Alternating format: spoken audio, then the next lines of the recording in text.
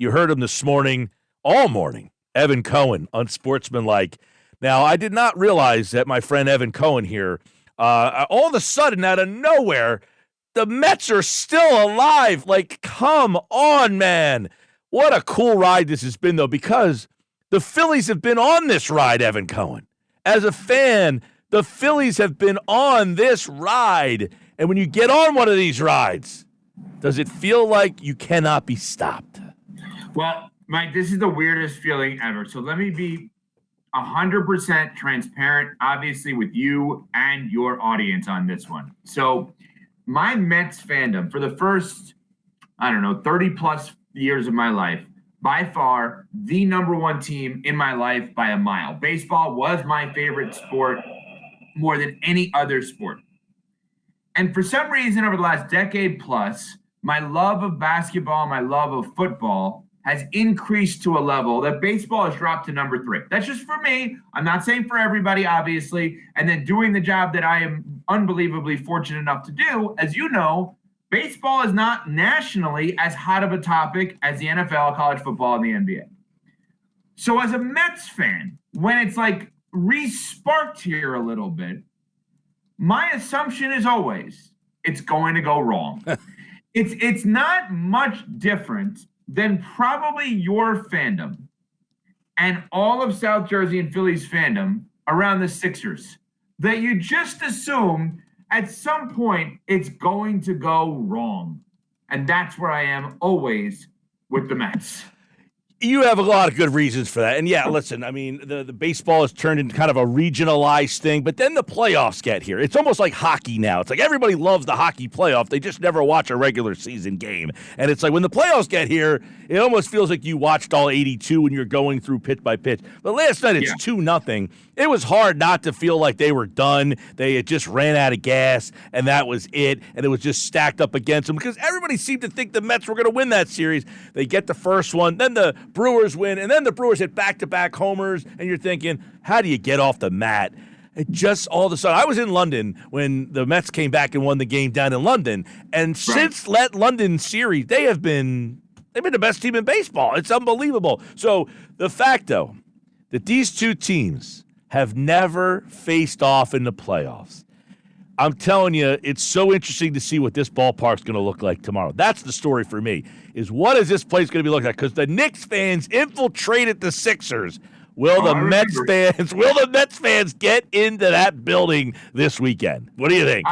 I think so, absolutely. I think you bring up a good point about the Knicks and the Sixers. I do wonder if the Philly sports fan is a little motivated by that, of like, hey, we're not letting other people in the building. I just want to go back to one thing, though, that you said in terms of the Magic from last night.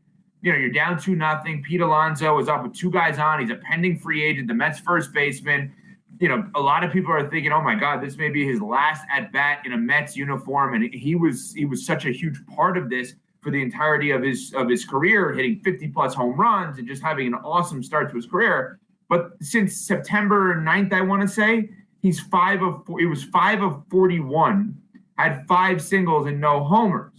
And so that happens last night. And you said to me, how are you feeling about this? And I said, well, I always assume that something's just going to go wrong. But when you have then Lindor against the Braves doing what he did with his big homer, then you have now Alonso. Now, Mike, my mind is all messed up because now I'm like, wait a minute. What's happening here? The Mets fans are going to travel to Philly and maybe dominate that stadium tomorrow. And now am I a fan of like everything's going to actually go right? Like I'm so confused. Can you imagine if you're just like, no, of course Embiid's going to be healthy in a big spot. It's Embiid, of course. Like it's Bizarro world. It's the Bizarro Seinfeld episode for me right now. Like why? This is the team of magic. Normally as a Mets fan, we assume that the team gets to Philly, has cheesesteaks, gets food poisoning, and can't play tomorrow. That's the Met fan mentality. And now it's flipped. And like, you're asking, are the fans going to be so good that they infiltrate the road stadium and are they a team of destiny? I've been to games, Phillies, Mets. Now, the thing that's unique about this, they've never played in the playoffs. Why? Because they're never good at the same time. The Mets are good, the Phillies stink. The Phillies are good, the Mets stink. They've never been generally good at the same time. But I'll tell you what this reminds me of. In 2022, the Phillies make the playoff. They're scratching and clawing. They get in. They're down 2-0 to the Cardinals, and they score 6 runs in the ninth. That little bleeder that Segura hits, and they end up scoring 6, and they end up going to the World Series. Now, they eventually ran out of gas. But when I'm watching that last night, that's what I'm thinking of. You're down 2-0, you're out of it, and then boom, and the next thing you know, you open your eyes, you're playing the Astros in Game 6, and then you realize we went on an unbelievable run, and we just ran out of gas. But, and I think Hembo said this the other day. You might have been filling in, or I don't remember, but he said the teams that are the most fun are the ones that do something when you least expect it. And right now, I would have to imagine this team has that least expected type of feel. Even though $317 million payroll, number 1 in the league, that's kind of been lost in the sauce in all this. And best record in baseball since who knows whatever date you want to pick. Yeah. Okay. So now you're bringing up the money. That's an interesting one. I'll go back to the Hembo comments. Yeah, because we had this conversation on Greeny when I was in with him the last couple of days. So basically, I said to him, he's a Phillies fan. I said, would you rather the Mets or the Brewers? And he said, all right, no, I asked him. No, here's how I did it. I want to make sure I got this right because it was a good wordplay. I'm proud of myself. I said, would you rather the team of destiny or a team of domination? And he goes, I'd rather play the team of domination. The team of destiny scares me because of what you just said, because I don't know what to expect from this group. And that's how your Phillies were obviously in 22, like what you were talking about there, right? That there's something to that magic around it. The payroll is such an interesting thing. The payroll's enormous, yet they weren't supposed to be here. The payroll's enormous, yet they feel like a Cinderella and a sleeper. Is that possible? Can we say it that way? It's an interesting, you don't even think of the Mets in that payroll range so often. They'd always been the cheap team of the two out there. Now all of a sudden, it almost seems like they paid guys and then they got hurt. The fact that Senga's pitching in this game is just bizarre too. That has added another wrinkle to this mix. I mean, he's a guy that you probably forgot was even here, and now Mendoza comes out today and says, oh, by the way, we're going to throw Senga in there. I mean, he's another guy that they paid a lot of money to get. I mean, and by the way, who was he pitching against? A former Mets phenom who was way better with Philadelphia than he was with the Mets and Zach Wheeler. Well, and that story, I don't know if you saw that as well, Evan, which was the fact that the Mets made him pay for tickets to travel to the playoffs the one year when he was hurt. And he said, I'll never forget that. I mean, but listen, when the Phillies signed him, nobody thought they were getting a Cy Young Award candidate or winner. This thing, but it's so fun that these two teams are playing. It's going to be fun all weekend long. You can listen to Game 1 and 2 on 97.3 ESPN. We'll have the coverage tomorrow. We'll have a quadruple header tomorrow. Sunday, we'll have 3:30 coverage. So that's that. Let's get into everybody's favorite whipping boy, which is Nick Sirianni. And Jalen Hurts is turning into the second favorite. Now, I know Canty has been long against Sirianni, but it's starting to now sound that there's a clear divide. Is this a coaching problem for the Eagles, or is this a quarterback problem for the Eagles? Where would you stand on that conversation right now, watching this team through 4, knowing where they kind of were supposed to be and who they were supposed to be? Well, Mike, you and I know each other well enough to know that a lot of times I answer questions back to you with questions because I defer to you because you know better than I do. But I try to come up with a creative question to really put you on your heels like you do to me. So here we go. Let's have an expansion draft. And we're going to have a blank roster. Okay? And you're going to get your first pick. And the Eagles are the only team you can pick from. And you have to pick either a quarterback or a coach. Which one are you picking first? Any coach on the roster? No. nice one. No, I'll take Stoutland. I'll take Stoutland. Yeah, you wanted the O-line, and then Kelsey comes with them. So, do you want Nick Sirianni coaching your team or Jalen Hurts quarterbacking your team? It's a tough one, man. It's a great reversal on me, too. Bret Hart moved by you there. Very good. Wow, nice. This is not a Montreal screw job, though. No, technician, if you will. I thought Orlovsky said something the other day that I thought was interesting. And he said this is a poorly coached team. And his reasoning was The game plan was so poor. You know, we always talk about putting players like the Phillies, for instance. They're pitching for Sanchez in game 2. He's not their second best pitcher, but at home, ERA in the 2s. On the road, ERA in the 5s. They're putting him in his best position to pitch well because Nola's splits are the same on the road and away. So you pitch at City, let Sanchez be more comfortable. Are the Eagles coaches putting Hurts in position to succeed is essentially how this has come. And some people would say that's the coach's fault. You got to put him in position to receive. You can't call 7 pass plays in the first 9 with your 2 top receivers out. But on the flip side, so many people looking at Hurts here locally wondering, this isn't the same player that he was. So are all the different coaches' voices he's had over the last 4 years, he's had 4 or 5 different play callers, Sirianni, then Steichen, Brian Johnson, now Kellen Moore. So 4 different play callers, but you know, Sirianni popping in and out. Is this guy on information overload, and can that be saved? So to go back to your question, I think I would take Hurts, but I don't think it should be minimized that Sirianni did get this team to a Super Bowl when nobody thought he could. Okay, so I'm going to answer my own question. And I am going to tell you that if given the choice between the 2 guys and I had to start a franchise from scratch, undoubtedly, I would take Jalen Hurts. There's not a question in my mind on that.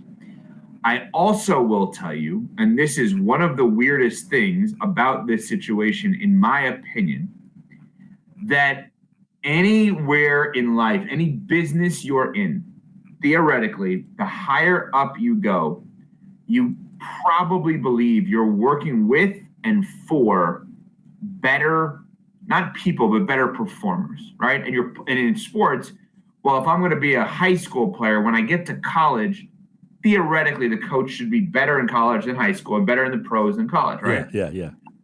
Think about Jalen Hurts and how the guy he's playing for now is so far and away the worst coach he has ever played for.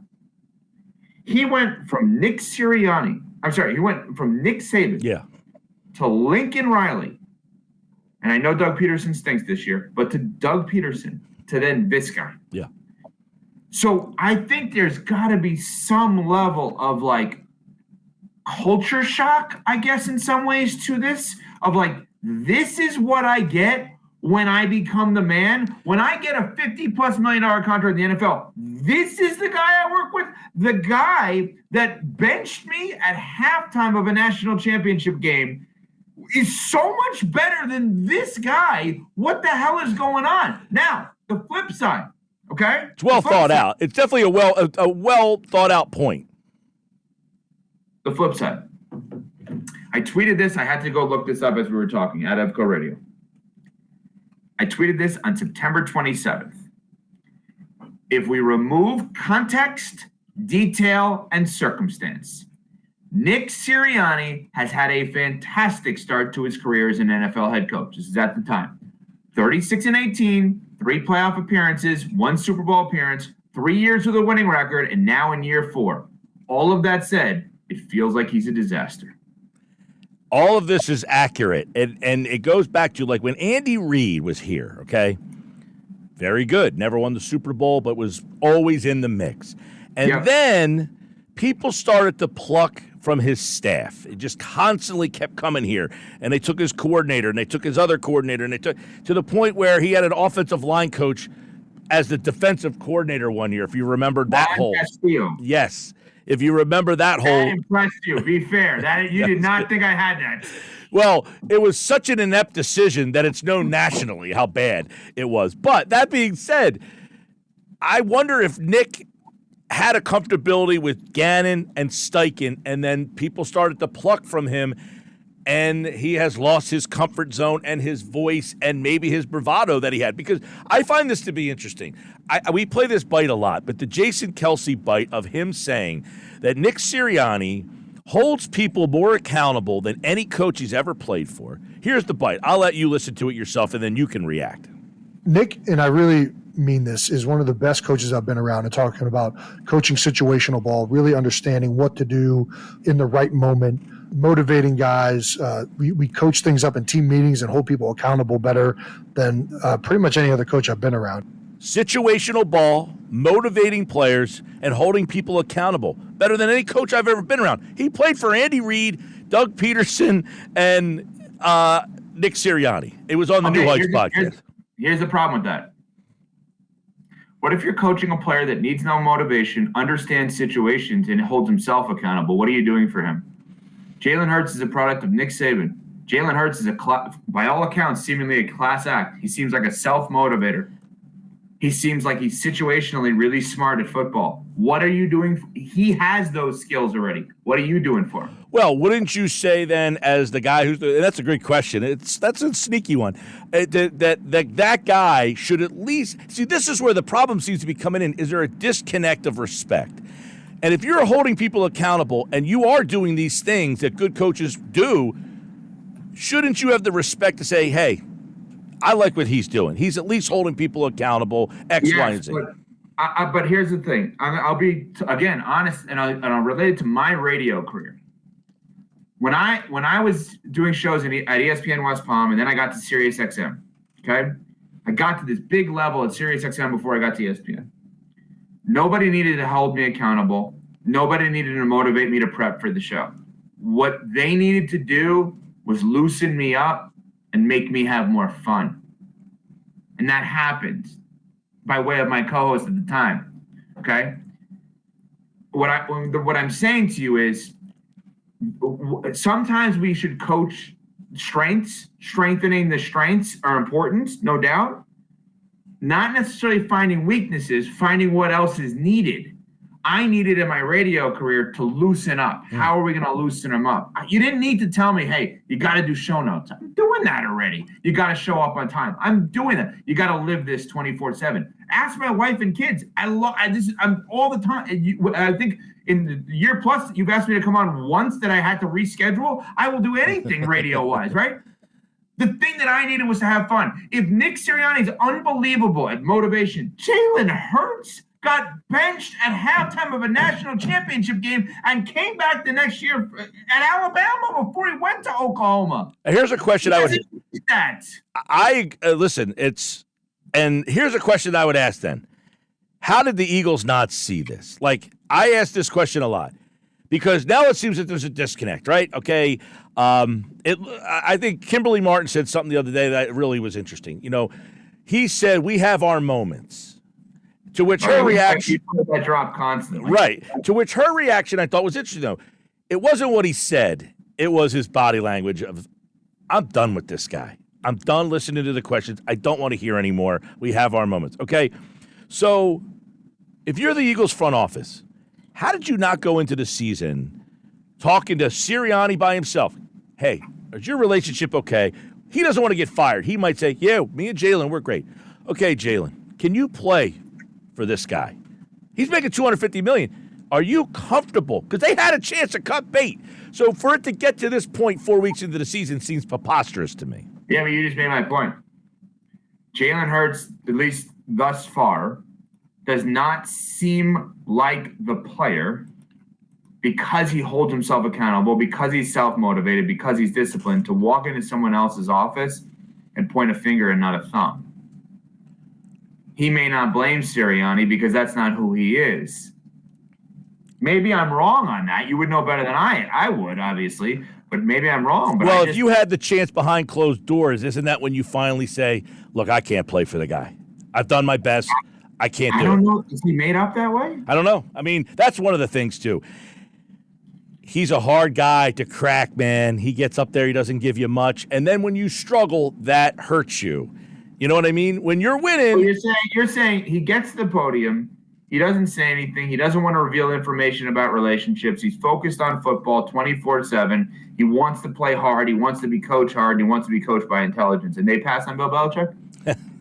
We'll leave it right there. I just want to make sure that the Eagles decided, you know what, we're good. We don't need Bill Belichick. That's what I go back to. Like, they had a conversation and said, Jalen Hurts is made for Bill Belichick outside of the turnovers. But personality-wise, it seems like he's made for him. Well, they might get his opportunity if this thing continues to go the way. They got a 5-game stretch coming up where they should be the favorite. You know, by the way, we're judging a team that's got A.J. Brown, Devontae Smith, and Lane Johnson out. If I told you that at the beginning of the year, you'd tell me that team stinks. No, I wouldn't. You wouldn't think that this team would be bad with what they have with those guys hurt? No, I'm going to tell you why. I was such a believer in Jalen Hurts. I thought he was ready to graduate from having to pay 2 big-time wide receivers. Oh. That I thought he was going to be the guy that made the other guys better. And that, like, to pay 2 wide receivers, I think is a backwards concept. Every team that does it has underachieved this year. As I said today on Unsportsmanlike, 6A to 10A on 97.3, you only can marry one person. When you marry the 2 wide receivers, you've stripped your roster of other good items. That's an interesting point. Well, they went backwards. And I would contend that I disagree with you on this. I think that Hurts is a product of having these receivers. I don't think you made a mistake giving him the contract. Well, and listen, I said from the start, the Eagles were in an awful situation where the quarterback outperformed his pay, but his contract wasn't up. But he outperformed the pay so much that he wouldn't come back and play at the number that he was on. He had 2 years of resume, and he's saying, I only want to be judged on one of those years. Forget my first year. And the Eagles are saying, well, he's not going to play for $400,000, whatever, $4 million bucks. So we have to pay him. Well, he's in the Super Bowl. He's second in the MVP. We have to pay him on that performance. So his first year got thrown out the door. And that wasn't part of the consideration. So I feel like all these teams are prisoners of that situation, and you're paying these guys before you have a full resume on them. Well, they got A.J. Brown to help make Jalen Hurts. Once Jalen Hurts was made, you then have to get rid of A.J. Brown. That's how it works. Steph Diggs was brought in to help make Josh Allen. Once Josh Allen was made and started to figure out last year at the end, they get rid of Steph Diggs, Josh Allen's going to win the MVP this year. Evan Cohen, Monday morning, 6 a.m. No Eagles this week to rail on. You'll have somebody else to bang on. We may find a way. Well, just so I can shout you out. That's why. Phillies Mets this weekend. Have fun with that. Have a good weekend, man. Thanks for having me as always. I appreciate it. Evan Cohen on Sportsmanlike 6 to 10 right here on 97.3 ESPN.